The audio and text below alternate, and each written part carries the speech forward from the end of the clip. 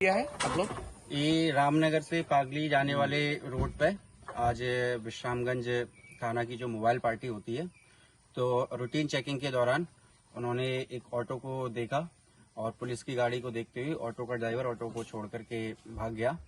और उसी समय नियर रामनगर से पागली रोड पर इस ऑटो को सीज किया है और उस ऑटो में 2 बैग कैनबिस के मिले हैं, जिसका अराउंड वेट 39.5 kg है और ऑटो का नंबर है DR078292। सर ऑटो कहाँ का है?